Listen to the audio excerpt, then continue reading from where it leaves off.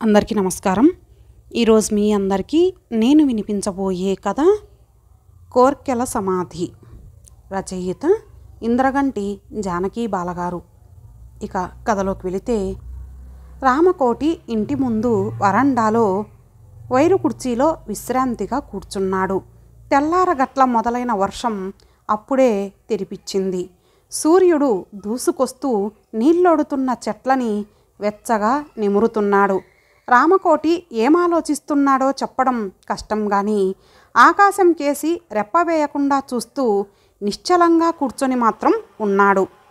నాగమణి పొగలు కక్కే coffee glass పట్టుకొచ్చి భర్త చేతికిస్తూ, "జాగ్రత్త, వేడిగా ఉంది" అంది. అతను జాగ్రత్తగా అందుకున్నాడు. ఆమె అక్కడే అతని కాళ్ళ దగ్గరగా కూర్చొని నెమ్మదిగా మొదలుపెట్టింది. "కాఫీ తాగి కాస్త త్వరగా తెమలండి. నెత్తిమీద నూనె పెట్టి తలంటుతాను. ఈరోజు మీ పుట్టినరోజు కదా" అంది. రామకోటి వైరాగ్య ధోరణిలో అన్నాడు, "ఇప్పుడు అవన్నీ ఎందుకు నాగు? నేనేమన్నా చిన్నవాడినా అని?" "అలా అనకండి, నా ముచ్చట కాదనకండి. మీకు చెప్పకుండా నిన్న ఎగ్జిబిషన్లో లక్నో లాల్చీ గ్లాస్కో పంచ కొన్నాను" అంది తలొంచుకొని. రామకోటి ఒక్కసారి బరువుగా నిట్టూర్చి, "ఏమిటో పిచ్చిదానవు, మనమేమైనా చిన్నవాళ్ళమా ఇంకా అచ్చట్లు ముచ్చట్లు అంటూ అనుకోవడానికి" అన్నాడు. "మీరింకా మాట్లాడకండి" అంది నాగమణి. 35 ఆమె కళ్ళల్లో వజ్రపు పొడిలాంటి మెరుపు తలుక్కుమంది. దొడ్లో రజనీ చేతిలోని కాఫీ కప్పు విసురుగా గోడకేసి కొట్టింది. కప్పు పగిలి పెంకులు పెలపెలా రాలాయి. "ఏమిటది?" అన్నాడు సందేహంగా రామకోటి గొంతులో ఒక రకమైన నీరసంతో. నాగమణి పరుగులాంటి నడకతో పెరట్లోకి వచ్చింది. చిరచిరలాడుతున్న కూతుర్ని చూసి, "ఏమైందే?" అంది. రజని ఏమీ మాట్లాడలేదు. అసహ్యాన్ని నింపుకున్న ఆమె చూపలకే శక్తి ఉంటే ఆ తల్లి బుగ్గి బూడిదైపోయి ఉండేది. నాగమణి తల ఉంచుకుంది. "ఏమైందా? నీలాంటి సిగ్గులేని తల్లికి నేను కూతురుగా పుట్టినందుకు కప్పు బద్దలైంది తెలిసిందా?" అంటూ విసురుగా అక్కడి నుంచి వెళ్ళిపోయింది. 23 రామకోటికి అందమైన 19 నాగమణితో పెళ్ళయింది. పెళ్ళికి ముందు 2-3 సార్లు రామకోటి నాగమణి అన్నయ్యలతో వాళ్ళింటికి రావడం జరిగింది. చంపకి చారెడు మెరిసే కళ్ళతో, బారెడు పొడవైన జడతో, తెల్లగా దంతపు బొమ్మలా ఉండే నాగమణిని చూసి రామకోటికి మనసు చెలించిన మాట నిజం. కులము, గోత్రము, అంతస్తు పెద్దగా తేడా లేకపోవడంతో పెళ్లి కుదరడంలో పెద్ద ఇబ్బంది ఏమీ లేకపోయింది. అయితే రామకోటి కొంత తన పెద్దవాళ్లతో పంతమాడి లాంఛనాలు, అలకలు లాంటివి ఖండించాడు. దానికి ఊతగా తనది ప్రేమ వివాహమని స్నేహితుల్లో ప్రచారం చేశాడు. ఆ మాట తెలిసి నాగమణి అన్నలు ఆశ్చర్యపోయినా పెళ్లి జరిగిపోతోంది కదా అని ఊరుకున్నారు. అయినా ఆఖరి అన్నయ్య శేఖరం మాత్రం విపరీతంగా చిరాకు పడ్డాడు. "ప్రేమ లేదు, దోమ లేదు, ఇలాంటి నానుముచ్చు కబుర్లు నాకు నచ్చవు. వీణ్ణి ప్రేమించడానికి మన చెల్లెల్ని బలాదూరు వదిలేమంటాడా?" అంటూ లేచాడు. ఇంటి అల్లుడితో తగవు ఇంతింత కాదని మిగిలిన అన్నలు శేఖరం నోరు నొక్కారు. హైస్కూలు టీచర్గా పనిచేస్తున్న రామకోటి కంటే చాలా విషయాల్లో నాగమణి తెలివైంది, చురుకైంది. పైగా ఆమెకి భర్త మీద వల్లమాలిన ప్రేమ, ఆరాధన. అతనిని చూసుకొని మురిసిపోతుంది. అదో రకమైన ఆత్మార్పణ లాంటిది ఆమె అనుక్షణం అనుభవించేది. అతని ముందు తనెప్పుడూ ఓడిపోవడానికి, పక్కకి తొలగిపోవడానికి సంసిద్ధురాలై ఉంటుంది. ఆడబడుచుకి చీర కొంటే అది చూసి ఆడబడుచు, "చీర బాగుంది వదినా" అంటే, "మీ అన్నయ్య ఎంపిక చేశారు" అనేస్తుంది వెంటనే. అందులో ఏదో తెలియని ఆనందం ఆమె అనుభవిస్తుంది. అత్తమామల్ని ఎంతో అభిమానిస్తుంది. భర్త ముఖంలో చిన్న ప్రసన్నత కనిపిస్తే అదే ఆమెకి కొండ ఎక్కినంత ఆనందం కలిగించేది. అయితే క్రమంగా రామకోటిలో తను ఊహించినంత చిత్త సంస్కారం, గొప్పతనం, తన మీద ప్రేమ కూడా లేవని ఎందుకో నాగమణికి అనిపిస్తూ ఉండేది. అది పల్చగా కమ్మిన మంచు పొగల మనసుని కమ్మేసినా ఎప్పుడూ ఎవరితోనూ అనకపోవడమే కాకుండా తనకి తాను కూడా విశ్లేషించుకోలేదు. అలాంటి భావన ఎప్పుడొచ్చినా తుడిచిపెట్టేయడానికి ప్రయత్నం చేసేది. నాగమణికి నెల తప్పినప్పటి నుంచి రామకోటికి ఆమె మీద మోజు కూడా తప్పిందని స్పష్టమైంది. దానికి తగ్గట్టుగా ఆమె విపరీతమైన వేవిళ్లతో బాధపడి తిన్నదేమీ లోపల ఇమడక పుల్లలా తయారైంది. అప్పుడు కూడా భర్త నుంచి ఒక చల్లని మాట, ప్రేమతో చూపు ఆమె ఎరుగదు. ఎప్పుడూ ఇంటికొచ్చి విసుగ్గా అటూ ఇటూ తిరుగుతూ నానా హంగామా చేసి ఇల్లంతా అశాంతి పాలు చేసి ఇంట్లో ఉన్న ఇతరులకి పరోక్షంగా అవమానాన్ని కలిగించి మళ్ళీ జోళ్ళు వేసుకొని బయటకు వెళ్ళిపోయేవాడు. 10 రోజులు తల్లిగారింటికి వెళ్ళినా నాగమణి స్థిమితంగా ఉండేది కాదు. రామకోటి మీద బెంగగా అనిపించి వచ్చేసేది. మనం ఎవరికోసమైతే ఎదురు చూస్తామో వాళ్ళు మరెవరి కోసమో ఎదురు చూస్తారు అన్నట్లు నాగమణి రామకోటి కోసం ఎంత పరితపించినా రామకోటి దృష్టి ఎటో ఉండేది. అర్భకంగా ఉండటం వల్ల, ఆనందంగా ఉండలేకపోవడం వల్ల నాగమణి ఆరోగ్యం దెబ్బతింది. కాన్పు కష్టమైంది. డాక్టరు జాగ్రత్తలు చెప్పి పురుటి తర్వాత ఓ 6 నెలలు విశ్రాంతిగా ఉంచండి అమ్మాయిని అని చెప్పారు.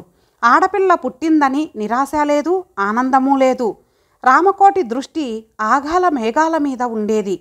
నెలలోపునే భర్త దగ్గరికి బయలుదేరిన కూతురికి నచ్చచెప్పలేక తల్లి సతమతమైంది. చంటి పిల్లతో చేసుకోలేకపోతే మళ్ళీ ఆరోగ్యం మొదటికొస్తుందేమోనని భయం ఆమెని వణికించేసింది. అల్లుడు కూతుర్ని చాకిరీ కోసం తప్ప మరో మంచి మాట లేదని లోపల గ్రహించిన తల్లి సంసారం పెద్ద కోడలి మీద అప్పగించి కూతురితో బయలుదేరింది. రామకోటి రోజు రాత్రి 10ంటికి వచ్చేవాడు. సాయంత్రం 5ంటికి స్కూలు వదిలితే అంతసేపు ఎక్కడ తిరుగుతాడో ఏం చేస్తాడో అని అత్తగారు లోపల అనుకున్నా పైకి పెదవి కదిపేది కాదు. కూతురి ముందు ఏం మాట్లాడాలన్నా భయపడేది. నాగమణి తన భర్త గురించి ఎవరినీ నోరెత్తనిచ్చేది కాదు. తన మనసులో ఎంత బాధ ఉన్నా తనే మింగేసింది. ఒకరోజు సాయంత్రం బరువైన వార్త ఒకటి మోసుకొచ్చాడు శేఖరం. అతని మాటలు వింటూనే నాగమణి కుప్పగూలిపోయింది. ఎన్ని నాళ్లగాన్నో కరుడు కట్టుకుపోయిన దుఃఖం కాలువలు కట్టింది. 30 ఏండ్ల ముండమోసిన ఒక మతపిచ్చిది రామకోటిని తగులుకుంది. అదే ఇతన్ని పట్టిందో, ఇతనే వలపన్నాడో, దానికి ఈ మధ్య మదపిచ్చి పట్టి వెర్రికేకలు పెట్టి కనిపించిన మగాళ్ళందరినీ నా తాపం తీర్చరో అంటూ ఊరువాడ యాగం చేసింది. అలాంటిది రామకోటి దృష్టిలో పడటానికి కారణం తెలియలేదు. అయితే నెమ్మది మీద తెలిసిందేమంటే అతని జాతకంలో మొదనష్టపు డబ్బు బాగా వస్తుందని చెప్పారట. అందుకే దాన్ని తగులుకున్నాడు. పెళ్ళాం ముఖం చూడటం మానేశాడు. నిజానికి అలా పిచ్చి పట్టిన ఆడదాన్ని కామదాహం తీర్చడానికి వెళ్ళడానికి మగాడికి చాలా ధైర్యం ఉండాలి. అది రామకోటికి ఎలా కలిగిందో ఎవరూ ఊహించలేరు. అది శేఖరం చెప్పిన వృత్తాంతం. అప్పుడు నాగమణి భర్త ఇన్నాళ్ల ప్రవర్తనని విశ్లేషించుకుంది. రోజు స్కూల్ నుంచి అటే పోయి అచ్చట్లు ముచ్చట్లు అయ్యాక రాత్రి 10ంటికి భోజనం చేసో చేయకో ఇంటికొచ్చి గొరకపెట్టి నిద్రపోయేవాడు. భార్యతో ప్రేమగా మాట్లాడటం కానీ, ఆరోగ్యం గురించి అడగటం కానీ, పిల్లని సముదాయించడం కానీ ఏమీ ఉండేది కాదు. అంతా అన్వయించుకున్నాక నాగమణి గుండెల్లో తాటాకులు వేసి అగ్గిపుల్ల గీసినట్లయింది. ఆ తల్లి ప్రాణమైతే విలవిల్లాడిపోయింది. 4 అన్నలు కూడబలుక్కొని బావగారిని అడగటానికి బయలుదేరారు. నెమ్మదిగా చెప్పారు, బ్రతిమాలారు. తమ చెల్లెలి జీవితం బుగ్గిపాలు చెయ్యవద్దని కాళ్ళావేళ్లా పడి వేడుకున్నారు. రామకోటి ససేమిరా వినలేదు. నాకింట్లో సుఖం లేదన్నాడు. తన మాటకి విలువ లేదన్నాడు. చివరికి మీ అమ్మ వచ్చి 6 నెలలు ఇక్కడ తిష్టవేసింది. మొగుడు పెళ్ళాలమన్న ధ్యాసే లేదు. మా ఇద్దరికీ ఏకాంతం ఎక్కడుంది? ఉప్పు కారం తింటున్న వాడికి ఆడది కావాలని ఉండదా? తప్ప మీరంతా నెత్తికెక్కి కూర్చుంటే నా ఇష్టమైనట్టు నేను తిరుగుతాను అన్నాడు అరుస్తూ చేతులు తిప్పుకుంటూ. ఈ మాటలకి అన్నలు ముగ్గురు, నాగమణి తల్లి అంతా అవాక్కైపోయారు. నిజానికి ఆ ముసలి ప్రాణం ఎందుకొచ్చి ఉంది? భార్య ఆరోగ్యం బాగుపడటానికి కదూ. ఇంటెడు చాకిరీ చేసి అల్లుడికి అన్నీ అమర్చేది, చంటిదాన్ని సాకేది. కూతురు 10 కాలాల పాటు పచ్చగా ఉండాలని కదూ ఆ తల్లి తనది కాని చోట ఒదిగి ఉన్నది. కానీ తామొకటి తలిస్తే అల్లుడొక విధంగా అర్థం చేసుకొని కూతురి జీవితంలో నిప్పులు పొయ్యడం ఆ అభాండానికి సిగ్గుతో కుంచించుకుపోయారు. నిజానికది అతను తను చేస్తున్న తప్పును కప్పిపుచ్చుకోవటానికి చెప్పిన కుంటిసాకు అని అందరూ అంతరాంతరాలలో గ్రహించినా అతని దుర్బుద్ధికి కుమిలిపోయారు. శేఖరం కసితో ఊగిపోయాడు. అయినా పైకి శాంతంగా, బావగారు, మీకంతగా ఏకాంతం దొరకటం లేదనిపిస్తే మీ ఇద్దరూ కలిసి ఓ 10 రోజులు ఎక్కడికైనా వెళ్ళవచ్చు. హాయిగా ఏ హోటల్లోనో ఉండవచ్చు. మీరు ఆ మాట చెప్తే పిల్లని కూడా అమ్మ చూసుకుంటుంది అన్నాడు. ఆ మాటకి రామకోటి సర్రున లేచాడు. హోటళ్లలో ఉండటానికి కాదు పెళ్లి చేసుకున్నది అన్నాడు రంకె వేస్తూ. శేఖరం రక్తం ఉడికెత్తిపోయింది. మరే మదపిచ్చి ముండని మరగడానికి చేసుకున్నారు పెళ్ళి అన్నాడు ఉద్రేకంగా. అతనన్న మాట అక్షరాల నిజమైనా అది నోరు జారడమే అయ్యింది. రామకోటి కోపంతో ఊగిపోయాడు. బావమర్దితో కలబడ్డాడు. పెద్ద రాద్ధాంతం రగడయ్యింది. మిగిలిన అన్నలు శేఖరంని వెనక్కి లాగేశారు, కేకలేశారు. ఆనాటి నుండి శేఖరం మళ్ళీ బావగారి ముఖం చూడలేదు. వాళ్ళ గుమ్మం తొక్కలేదు. బాంధవ్యాన్ని వదులుకోలేక నిర్భాగ్యమైన నాగమణి జీవితం మీద జాలితో, తాము వదిలేస్తే ఏమైపోతుందో అనే బెంగతో మిగిలిన ఇద్దరన్నలు అంతంత మాత్రంగా వచ్చిపోతూ ఉంటారు. అయితే గొడవ జరిగిన మర్నాడే ప్రయాణమై వెళ్ళిపోయిన ముసలి ప్రాణం మళ్ళీ ఆ ఇంటి వైపు తొంగి చూడలేదు. అయితే వచ్చి కూర్చున్న 10 నిమిషాల్లో రజనిని లాలించి ముద్దాడి అవి ఇవి కొనిపెట్టి ఎప్పుడైనా తీసుకెళ్ళి ఒక్కపూట ఉంచుకొని పంపేసేవారు. అందుకే రజనికి మామయ్యలంటే ఎంతో ఇష్టం, చనువు, ప్రేమ. పైగా ఊహ తెలిసినప్పటి నుండి తల్లి బాధలు, తండ్రి ప్రవర్తన చూచాయగా అతని వ్యవహారాలు గ్రహించడం వల్ల అతని మీద ఆమెకి ఎనలేని అసహ్యం. కన్నీళ్లతో, అసంతృప్తితో నాగమణి కాపురం చేస్తూనే ఉంది. చేయక ఆమె అనుసరించగల వేరే మార్గం కూడా లేదు. ఒకనాడు తల్లి మీద బెంగతో తనే చూడటానికి వెళ్ళింది. ఏదోలే, నీ కడుపున ఓ మగనలుసు పుడితే నీ కష్టాలు గట్టెక్కినట్లే అంటున్న తల్లి మాటలకి విస్తుపోయింది నాగమణి. ముసలివాళ్ల చాదస్తాలు ఎంత తీవ్రస్థాయిలో ఉంటాయో ఆమె అర్థం చేసుకుంది. గుండె గుబగుబలాడిపోతుంటే కన్నీళ్లు దిగమింగింది. అసలు విషయం తెలిసిన అన్నలు తల్లి మాటలు విని ఆమెని చూసి జాలిపడ్డారు. అయితే రామకోటి చాలా జాగ్రత్తగా ఆపరేషన్ చేయించుకొని డాక్టర్ దగ్గర పిల్లలు పుట్టకుండా మళ్ళీ పరీక్ష కూడా చేయించుకొని వ్యవహారంలోకి దిగాడు. ఎందుకంటే ముండమోసిన దానికి కడుపొస్తే కొంప మునుగుతుందని అతనికి ముందు చూపు. మనిషి జీవితంలో పొరపాట్లు చేయడం వేరు, వాటిని సరిదిద్దుకోవడం వేరు. అలాంటి మనిషికి క్షమ ఉంది, కానీ ప్రణాళికాబద్ధంగా ద్రోహం తలపెట్టిన వారికి నిష్కృతి ఉండదు. రామకోటి 2వ కోవకి చెందినవాడు. ఇవన్నీ తలుచుకొని కుమిలిపోయింది నాగమణి. అయితే మనసులో ప్రేమానురాగాలు చంపుకుందామన్నా చావకపోవడం ఆమె దురదృష్టం. మనసు, శరీరం ఎప్పుడో చచ్చిపోవడం అయిపోయినా జీవిస్తూ ఉంది. అతను ఒక్కొక్క రాత్రి భార్య దగ్గర చేరి, అర్బకపు ముండవు, అదైతే నా దగ్గర 5 సార్లు 6 సార్లు పడుకుంటుంది ఒక రాత్రి అంటూ జుగుప్సాకరమైన, అసహ్యకరమైన సంభాషణలు జరుపుతుంటే నోరు విప్పే ధైర్యం లేక మనసు, ఒళ్ళు చచ్చిపోయి నాగమణి జీవోత్సవంలా బ్రతికిడుస్తోంది. ఆ రోజు ఎవరో గుమ్మంలో నిలబడి రామకోటి గారి ఇల్లు ఇదేనా అంటే అవునండి అంటూ బయటకొచ్చింది నాగమణి. ఆయన్ని హాస్పిటల్లో చేర్పించారు. మిమ్మల్ని వెంటనే తీసుకురమ్మన్నారు అంటూ అతను వివరాలు చెప్పాడు. నాగమణి దడదడలాడిపోతోంది. చేతులు కాళ్ళు ఆడలేదు.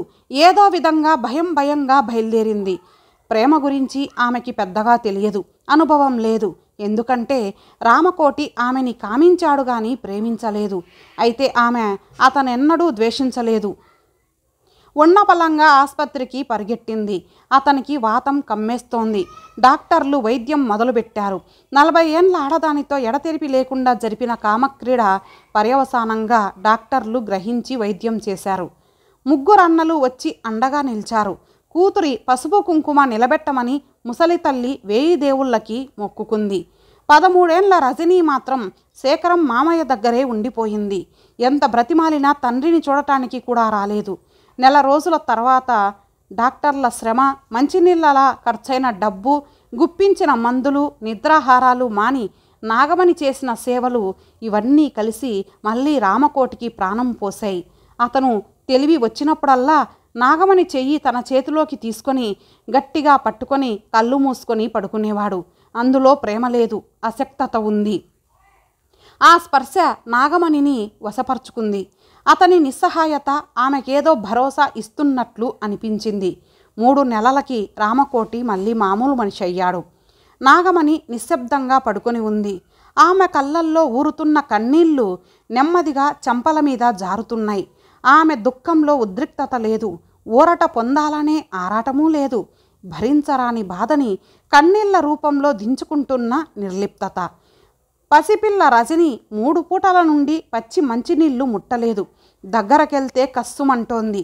ఉన్నపలంగా తను మామయ్య దగ్గరకు వెళ్ళిపోతానని ఆమె మంకుపట్టు పట్టి కూర్చుంది. నాగమణి ఎంత చెప్పినా విదిలించి పారేసింది. తండ్రి ఆ ఛాయలకొస్తేనే చీదరించుకుంటోంది. తెలిసి తెలియని వయసు, చిన్నతనంలోనే దెబ్బతిన్న మనస్సు ఏమడిగినా సమాధానం చెప్పదు. శేఖరం వచ్చి రజనిని తీసుకెళ్ళిపోయాడు. నాగమణిని ఆకాశమంత విషాదం ఆవరించి ఆమెను పూర్తిగా కమ్మేసింది. నిన్నటి వరకు తనని చుట్టుకుపోయి పడుకునే తన కన్న కూతురు ఈరోజు తనని తాచుపామిని చూసినట్లు చూస్తోంది. తాను రామకోటి చేరువగా ఉన్నప్పుడు రజనీ కళ్ళల్లో కనిపించే చూపులు బాకులు ఈటలై నాగమణి గుండెల్లో గూడు కట్టేసుకున్నాయి. నెమ్మదిగా నాగమణికి కునుకుబట్టేసింది. చల్లగా ఉంది ఆ వాతావరణం. అడవి నిండా పూలు, అప్పుడొక జల్లు, ఇప్పుడొక ఎండపొడ, ఉండుండి ఆకాశంలో హరివిల్లు.